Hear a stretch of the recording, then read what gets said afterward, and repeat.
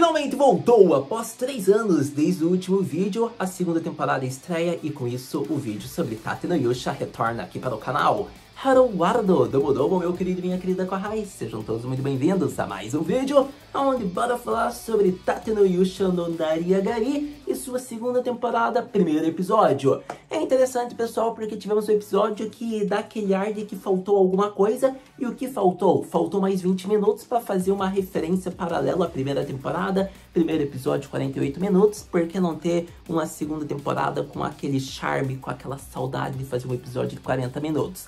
Não tivemos isso, mas tudo bem, porque a gente tem terceira temporada garantida já de Tate no Yusha. Mas aí tá a questão, pessoal. Essa temporada será apenas 12 episódios. A terceira temporada, então, é especulado também que seja 12 episódios, para ser estilo Split Core, 12 episódios nessa temporada de primavera, daí final do ano, lá por outubro, ou em abril do ano que vem, volta com mais remessa de 12 episódios, porém intitulado de terceira temporada. É algo que muitos animes fazem, que você podia fazer uma temporada de 24 episódios, porém você prefere mudar a nomenclatura, deixando uma remessa de 12 episódios, depois voltando com uma outra temporada de 12 episódios. Alguns animes fazem isso, outros fazem parte 2, parte 3. Eu acho que é muito confuso, então eu prefiro que seja intitulado mesmo temporada 2, temporada 3, que fica muito mais saudável e o cronograma não é tão rushado, e a gente vê que Tate no Yusha voltou com tudo já nesse primeiro episódio. Então, falando agora sobre o episódio, a gente já conversou um pouco sobre a visão geral, assim, da questão da adaptação. A gente teve um episódio muito gostoso, muito satisfatório, onde iremos abordar agora o que rolou desse primeiro episódio numa visão geral de maneira rápida. Basicamente, o plot dessa temporada de 12 a 13 episódios, Tate no Yusha no Nariagari, vai ser em volta do espírito da tartaruga gigante que reviveu no reino da tartaruga gigante. Nome criativo, nome fiel, nome 10. É interessante, porque segundo relatos do que a rainha de Merumarco avisou, é uma criatura que revive-se a cada 100 anos e traz catástrofes inimagináveis. Diante disso, vemos que Naofumi, junto dos outros heróis, terão de enfrentar essa calamidade para que o mundo continue em paz. É interessante, porque durante esse arco, veremos que não haverá ondas, porque o primeiro episódio já mostrou que a contagem das ondas ficou paralisada, ficou congelada. Naofumi tentará investigar a causa disso, mas possivelmente é devido ao fato da grande criatura, o tartaruga gigante, ter revivido, o que fez com que as ondas não existam mais, porque na minha opinião ela é uma catástrofe que pode devastar o mundo inteiro de uma forma muito pior que as ondas. Então possivelmente é uma hierarquia, digamos que do grau de monstros, por isso que não vai haver ondas enquanto essa criatura estiver viva, na minha opinião. É interessante, porque isso é o que a gente pode pensar logo nesse primeiro episódio, com as informações que a gente tem. E é interessante, pessoal, por conta de que a gente vê, beleza, rainha convocou, todos os heróis estão lá, então agora a gente vai ver os 4 unidos, fazer aquela coisa bonita. Vai ser uma luta tão fenomenal quanto foi a luta lá com o Bispo na primeira temporada. Se você pensou isso, parabéns, porque você é tão iludido e inocente quanto eu. Afinal, estamos falando de Tate no Yusha no Nariagari, a obra onde apenas um herói presta e é repleta de 3 patetas. Afinal, o herói da lança, o herói da espada, o herói do arco são os imbecis que não deveriam existir. Então você lembra a utilidade deles? Eles não vão ajudar, eles já mostraram isso, não tem vontade. O papel deles é só enfrentar as ondas e devastações piores que podem acabar com o reino e até com a vida deles. Eles não querem saber. É interessante isso, porque assim a rainha deu uma persuadida no Naofumi, falou que se essa criatura continuar fazendo suas movimentações, vai chegar no reino de Merumarco, vai chegar nas terras que o Naofumi é dono, e com isso ele vai ser prejudicado também, porque a gente viu, algumas criaturas já estão chegando. Então Naofumi teve que ceder e vai ajudar a rainha. É interessante isso, pessoal, por conta de que ele até jogou. Então agora eu tô de folga no meu serviço de herói cardinal. E ela falando, não é bem assim não, meu bom. Você vai continuar fazendo o que você faz, porque senão você também vai ser prejudicado. A rainha faz tudo o que ela quer, não é à toa que é a waifu suprema. Que milf essa rainha é. Mas, para todo caso, interessante, a gente viu, o Naofumi vai ser obrigado a ter que fazer esse trabalho a mais. Naofumi sempre se ferrando, se você for perceber no enredo Tate no Yusha. Mas é interessante, porque diante disso, a gente já sabe a questão do plot central. Basicamente, vamos falar então um pouco da ocorrência, como foi esse episódio, porque a gente viu. Acontece que o Naofumi tá indo até o epicentro de tudo isso, que é o reino da tartaruga gigante, mas há uma personagem nova ao seu lado. Na verdade, há personagens novos, mas eles vão aparecer conforme os episódios avancem. Mas uma das personagens centrais que faz parte do grupo Naofumi é alguém que foi abandonada e traída por um grupo de outro herói, o herói do arco. E essa é a Arisha, de quem vamos falar agora. E chegamos em um momento interessante, porque falando da Arisha, a gente já chega na conclusão desse primeiro episódio da segunda temporada de Shield Hero, ou melhor dizendo, The Rising of Shield Hero. É interessante, pessoal, por conta de que praticamente Arisha é uma Rafutária, só que agora para o grupo do Itsuki, enquanto a Rafutária e o Naofumi, essa é uma versão Rafutária do Itsuki. Por que eu digo isso? Porque basicamente a Rafutária com o Naofumi a gente sabe toda a devoção, amor que é nutrido, que é mostrado. E basicamente a Arisha é isso com o Itsuki. Ela ama, é devota, ela reconhece que ele foi alguém cruel, impiedoso com ela, porém ela se importa com ele, ela nutre algo por ele que a gente desconfia que é amor, como a Rafutária nutre pelo Naofumi. Então é interessante isso, pessoal, por conta de que basicamente ela se importa com o Itsuki ao ponto de que ela sai da carroça do herói do escudo sem rumo, perdida em pensamentos quando supostamente o Itsuki havia sido morto. Então é interessante porque ao longo desse primeiro episódio a gente realmente vê, ela foi abandonada, mas ela não guarda de certa forma um ressentimento grande pelo Itsuki. Ela pode se sentir traída, triste, porém ela é apaixonada. O amor dela pode falar maior do que um ressentimento que possa ser mostrado depois. Essa que é a questão. Ao ponto que ela quer treinar, quer ficar forte para voltar ao grupo do Itsuki. Eu espero que conforme evolua as temporadas, ela não queira voltar, só mostre que é apaixonada pelo Itsuki, mas não volte, porque seria muita sacanagem ela não querer fazer parte do grupo que tornou ela forte, na minha opinião. Porque basicamente a gente sabe que ela vai ficar forte. Afinal, fica forte, a Rafutária é forte. Você acha que a Arisha não vai ficar forte? Ainda mais depois da cena que a Rafutária falou, mostra os peitos e vira escravo do herói do escudo, que você vai ficar forte. Basicamente a Rafutária falou isso por experiência própria, gente. É só você analisar isso. Então a Arisha vai ficar forte, tenho certeza disso.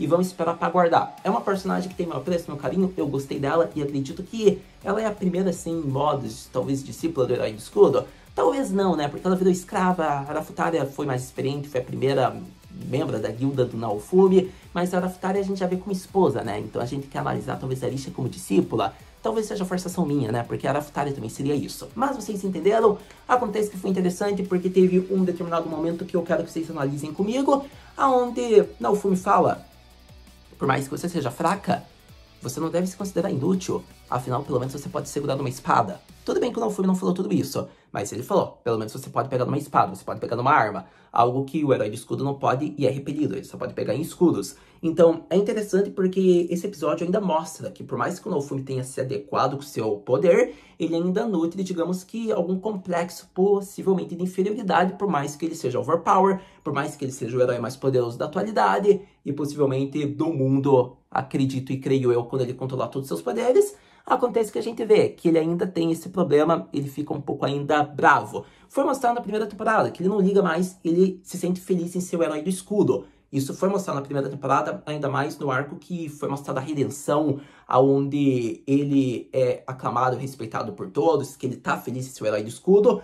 Porém, a gente ainda vê umas gotinhas assim de ressentimento, de amargura. Ele pode ser feliz em ser o herói do escudo. Ele até pode preferir ser o herói do escudo atualmente. Mas acontece que ainda tem pontos que ele acha um desconforto. Por exemplo, que pode prejudicar ele. Ele não pode pegar numa arma. Então, é interessante que esse tipo de cena pode ser desenrolado ainda pra gente ver mais do psicológico do Naofumi. A gente crê que ele está muito melhor nessa segunda temporada, devido a tudo que ele passou na primeira temporada. Mas também não é como se ele tivesse superado todos os ressentimentos dele. Isso deve ser abordado, que esse frame fez eu pensar. Mas ainda assim, ele continua sendo um prodígio. Afinal, a gente vê que ele lidou com várias criaturas, possivelmente que foram vindas do redemoinho, do grande espírito da tartaruga. Acontece que chegou no epicentro do local, ele mandou a filha e a Rafutária continuarem fazendo ataque em combinações, a Arisha, como era fraca no momento, ajudar as pessoas a evacuarem para a cidade, enquanto ele lidou com a grande parte dos monstros. É interessante, porque ele usou o Tate Raid, ele usou o escudo da fúria, e assim ele entra na forma Berserk, e dessa vez vemos uma aperfeiçoação aprimorada dessa técnica.